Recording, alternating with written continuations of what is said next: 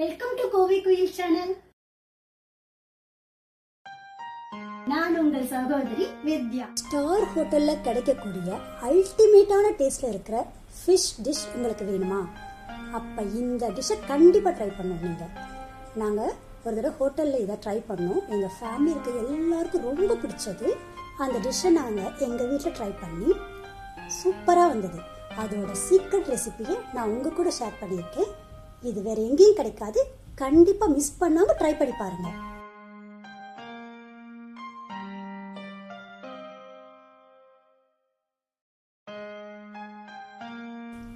இந்த டிஷ்ஷுக்கு முள்ளில்லாத மீன் தான் எடுத்துக்கணும்.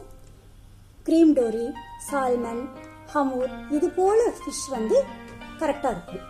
நான் இன்னைக்கு கிரீம் டோரி தான் எடுத்திருக்கேன். இப்போ நம்ம தேவையான பொருட்களை பார்த்துடலாம்.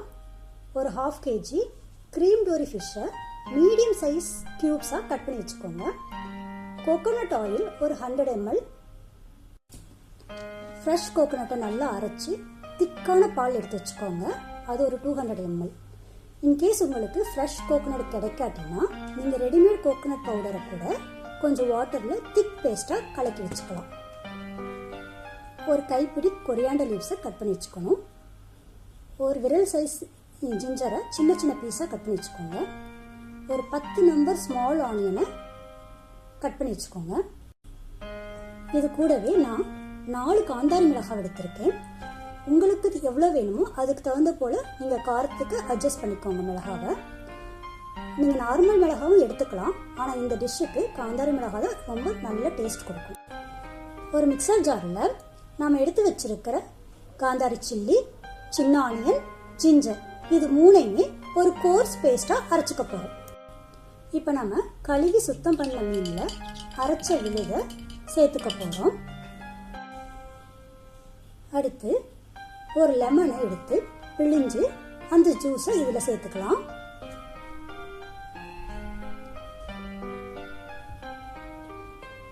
ஒரு கைப்பிடி கொத்தமல்லி தழையும் கட் பண்ணி வச்சது இது கூடவே சேர்த்துக்கணும்.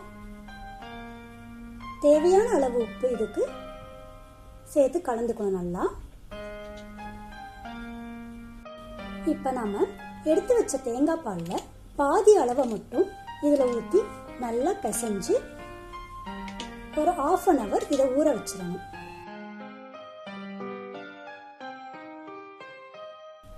இப்போ நம்ம அடுப்பில் ஒரு பேன் வச்சு கோகோனட் ஆயிலை சேர்த்துக்கலாம். அடிஷ்னலாக நமக்கு கொஞ்சம் சின்ன வெங்காயம் தேவைப்படும். அதை நம்ம பொடியாக கட் பண்ணிக்கணும். அது கூடவே கொஞ்சம் கொத்தமல்லி தழையும் சேர்த்து நல்லா வதக்கணும். சின்ன வெங்காயம் நல்லா கோல்டன் ப்ரௌன் ஆனதுக்கப்புறமே நம்ம ஊற வச்ச மீனை இதில் ஷாலோ ஃப்ரை பண்ணிக்கணும். மீன் உடையாமல் பார்த்துக்கணும். தேவைன்னா கொஞ்சமாக தண்ணியை தெளித்து மூடி போட்டு வேக வைங்க. ஃபிஷ் எப்பயுமே சீக்கிரமாக வெந்துடும். அதை திருப்பி போடுங்க. இப்போ ஃபிஷ்ஷை ஃப்ரை ஆனதுக்கப்புறம் அதை தனியாக ஒரு பிளேட்டில் மாற்றி எடுத்து வச்சுக்கோங்க.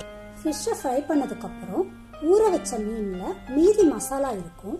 அது கூடவே நாம் எடுத்து வச்ச தேங்காய் பால், மீதம் இருக்க தேங்காய் பாலை அது கூட கலந்து அதையும் பேனில் சேர்த்துக்கணும். இதை நல்லா மிக்ஸ் பண்ணி அது கூடவே கொஞ்சம் டொமேட்டோ கெச்சப்பையும் சேர்த்துக்கணும். இப்போ இந்த கலவையை நல்லா மிக்ஸ் பண்ணணும்.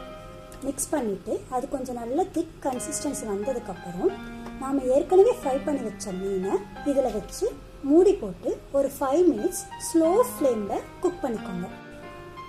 இப்போ க்ரீமியான ஃபிஷ் தவா ரெடி ஆயிடுச்சு. இது சிம்பிளாக 4 இன்க்ரீடியன்ஸை வச்சு செய்யக்கூடிய ஒரு டிஷ்.